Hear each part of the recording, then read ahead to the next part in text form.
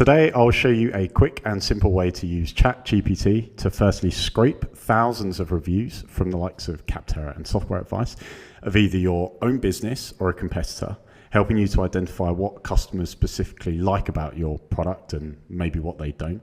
And then secondly, turning this information into 3 awesome marketing campaign ideas. So we've used this to help target both messaging and creative on exploiting competitor weaknesses, but also promoting our client strengths. And we've run this through Google Ads, LinkedIn, and SEO, and helped our clients generate qualified pipeline sales, right? And that's the goal of this. So a bit of self-promo for Session Media. We're a B2B performance marketing agency and have helped hundreds of clients from all over the globe generate millions in pipeline. If you're a B2B business and keen to have similar successes, then drop me a DM. Okay, let's get into it. Okay, so let's pretend I'm HubSpot, and HubSpot is maybe one of my clients. And we know that HubSpot has got thousands of reviews, right, all over these review websites. So we've got the likes of Tech Radar here. We've got Software Advice. They've got 4K reviews there, 4.5 stars. We've got Capterra. Actually, these are replicated, so the same sort of reviews over here. I've also got sort of written reviews of PC Mag. Now, what I want to do is aggregate all the written reviews from all these different review websites to get a full holistic picture of what people think of HubSpot, right? So what I can do is jump into ChatGPT and run through some of the prompts I'm about to give you. So what I'm going to do is jump over into the document here. I've already listed out the URLs, so I'm going to copy this over into GPT-4. So what have I done here? I've told them to crawl the 4 URLs. So we've got PC Mag, we've got Capterra, Software Advice, and Tech Radar. I believe there's limitations on the likes of Trustpilot and G2 at the moment. The second part to this, I've said, based on all the content you've analyzed from the 3 URLs, give me 1, a fair and balanced summary from all the reviews of HubSpot.com. 3 things HubSpot.com are great at, and 3 things that HubSpot.com are not great at or could improve on as well. What I'm also going to do is just add another line item in here, which essentially says, give me the most common phrases used to describe the product. And I'm just going to hit enter on that. Okay, cool. So we started getting an output here. So we're getting a fair and balanced summary. So just some key points here. I won't read all this. Highly praised for its user-friendly interface, extensive features, strong integration, advantageous for SMEs looking to streamline marketing and sales. It's all looking good. Also it mentions some drawbacks, pricing in particular, especially as businesses start to scale. So okay, it's clearly sort of given both sides of the coin here, and I can tell by how that's been written. It's then broken down 3 strengths. So ease of use, integration, features, 3 areas for improving, pricing, advanced features, customization and reporting, common phrases used to describe the product, user-friendly, intuitive interface, robust integrations, expensive, feature-rich, and scalable. So what we have here is we've got essentially a collation of all the reviews from all these review platforms and collated it into a nice summary and nice, easily digestible sort of format. And bear in mind, we can run this for our own product, so in this case HubSpot, in this example HubSpot, but also competitor products as well. So, you know, Salesforce, what are their pros and cons?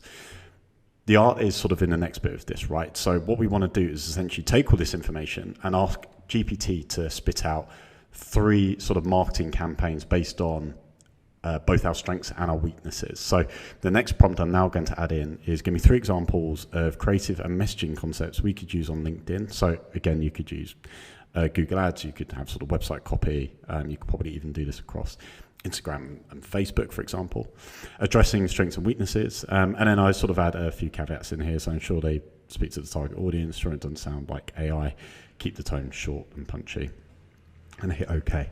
And I think that the key thing from this is this probably won't give us a well-rounded, fully complete concept that we can run with straight away. It's always going to take a bit of refining, as I think we know with AI. We sort of know its limitations, but it can at least give us a couple of sort of avenues that we can explore. So let's see what it's come up with. So first one here, maximize team's potential, visual and engaging graphic showing a streamlined workflow with HubSpot CRM at the center. copy, transform how your team works, HubSpot's intuitive CRM, so a pro there, onboard in minutes and integrate seamlessly, discover a user-friendly platform designed for real business growth, isn't it time your tools work as hard as you do? So sort of speaking, feels like it's speaking to the SME. So again, needs a bit of work. I'm never too keen on hashtags and sort of the emojis and various things like that. But as I said, you know the limitations with AI by now, right? Number 2, a compelling graph highlighting the scalability of businesses using HubSpot CRM. Probably need to refine that a bit. Really take your business to the next level. HubSpot grows with you, startup to enterprise without skipping a beat. Don't let your CRM be the bottleneck. Number 3, invest in value, not just software. Comparison chart showing the long-term value of HubSpot CRM versus other CRMs that require frequent upgrades. Think beyond the initial cost. Okay, so we've actually got addressing a weakness here. HubSpot provides a robust suite of features without the premium price tag. As you grow, more value, more power.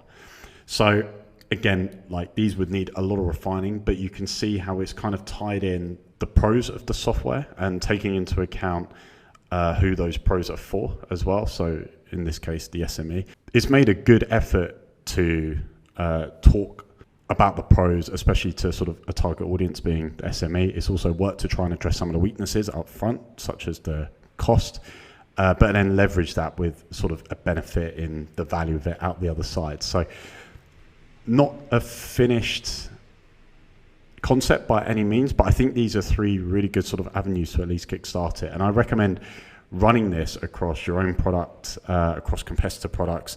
And it could also be a really good way to essentially understand positioning of a business as well, because your positioning is defined by your customers or your prospects. Your positioning is not necessarily defined by you, right? So running this process through a number of competitors in the space, you should be able to start picking out maybe where there's a bit of a gap in the market and then double downing on your messaging and creative to address that gap. So short and sweet video today. If you enjoyed this, please like the video, and of course, please subscribe to the channel. Otherwise, I will see you next time. Thank you.